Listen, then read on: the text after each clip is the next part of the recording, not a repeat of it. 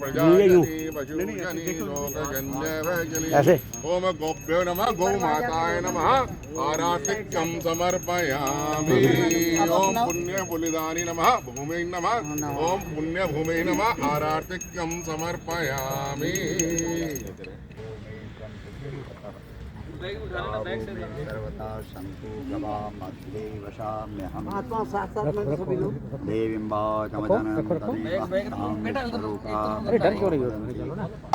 शानो मन्त्रे शमोदं दुहानाद्वेनुरवानस्मानमसुमलौजवं मारुतकल्लवेगं जितेन्द्रियं बुद्धिमतां वरिष्ठं पातात्मजं वानरयुतं श्रीरामचन्द्रं शरणं नमस्ते। नारायणं नमस्कृत्य नरं चैव नरोत्तमं देवीं सरस्वतीं व्यासं ततो जयमुदीरये। बोलिए गौ माता की जय, गंगा मैया की जय, भारत माता की जय, सनातन धर्म की जय, सत्य परंपरा की जय। ओम नमः पार्वती पतये हर हर महादेव। गौ माता राष्ट्र माता, गौ माता राष्ट्र माता, गौ माता राष्ट्र माता।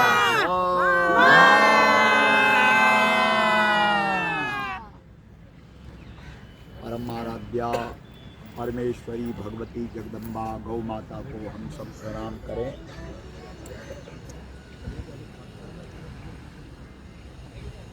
परम पूज्य ब्रह्मलीन स्वामी कृपात्री जी महाराज को बार बार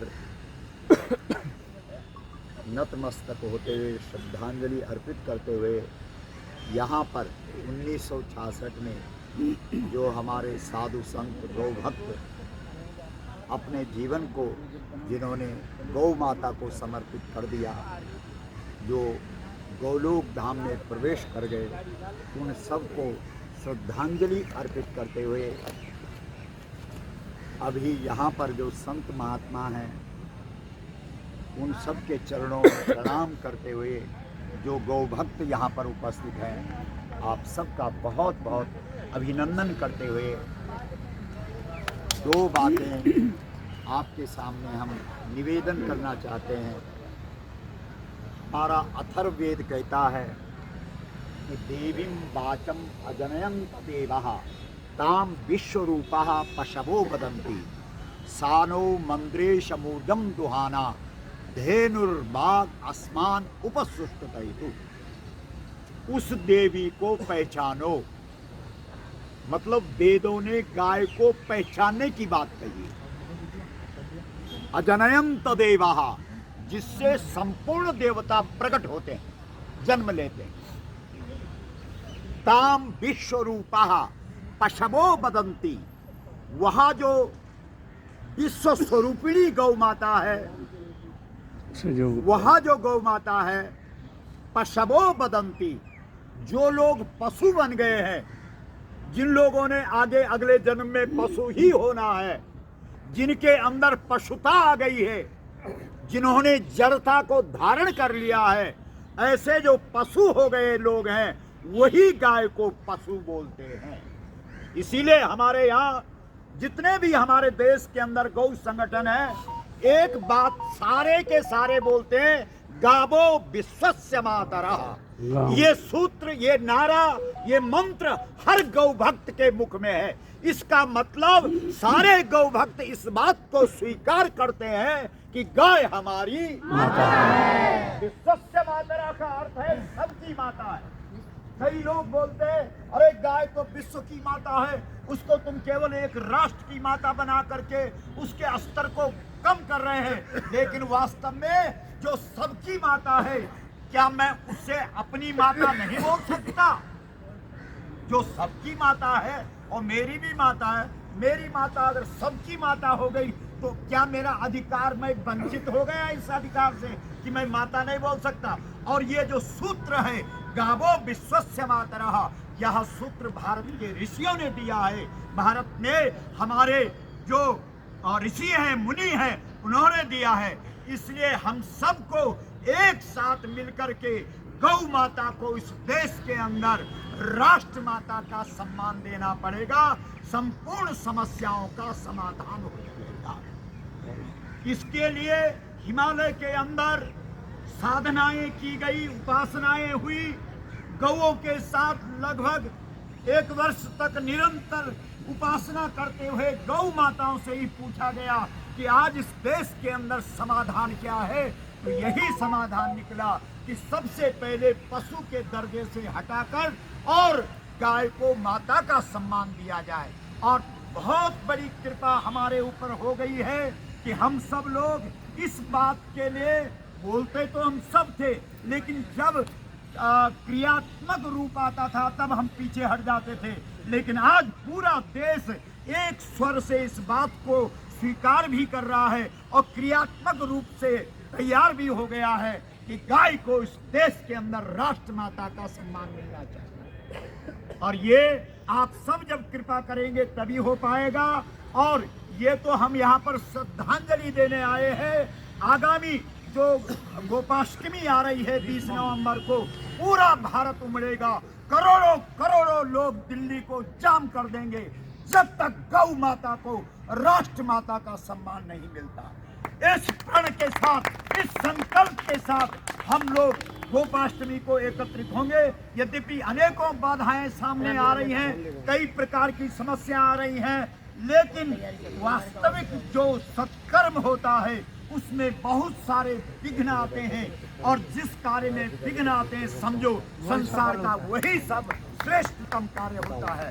बस आज हम यहाँ पर हमारे जो गौ भक्त गौ माता को समर्पित हो गए, गौलोक धाम में अपने जीवन को जिन्होंने समर्पण कर दिया, उनके प्रति हमारी सच्ची श्रद्धांजलि यही होगी कि हम यहाँ पर तन में मनः शिव संकल्प मस्तु, इस संकल्प के साथ उठेंगे कि हम एक होकर के, क्योंकि गोवर्धन पर्वत अकेला कृष्ण चाहते तो उठा देते, लेकिन श्री कृष्ण को पता था कि ये अकेला नहीं उठाना है, क्योंकि जो श्रेष्ठ लोग करते हैं आने वाले लोग उसी का अनुसरण करते हैं। इसलिए श्री कृष्ण ने कहा, भाई मैं तो बाएं हाथ की छोटी उंगली लगा रहा हूं, उठा तो आप सब लोग रहे हैं।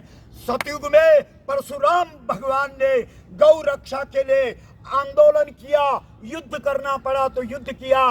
त्रेता युग में श्री राम ने गौ माता के लिए युद्ध किया, क्योंकि सीता जी साक्षात गाय है। और द्वापर युग में श्री कृष्ण ने गौ माता का आंदोलन किया।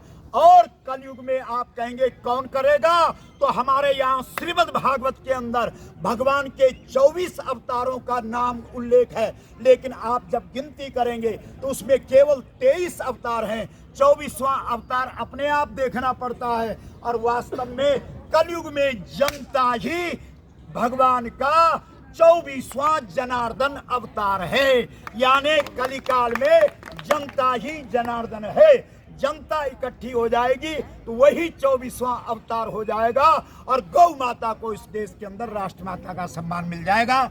आप सबको प्रणाम, आप सबका अभिनंदन और अपनी वाणी को विराम। बोलो गौ माता की जय, गंगा मैया की जय, सनातन धर्म की जय, सत्य परंपरा की जय, हर हर महादेव।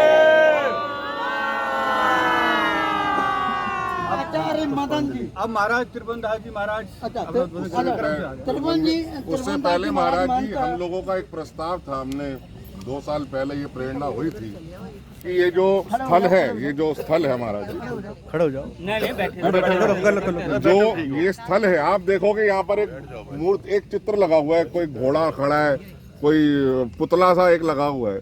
तो 2 साल पहले जब गोपालमणि महाराज जी और पूज्य शंकराचार्य जी आए थे, तो हम लोगों के मन में प्रेरणा हुई, क्यों ना इस जगह पर गौ भक्त बलिदानी स्मारक बने।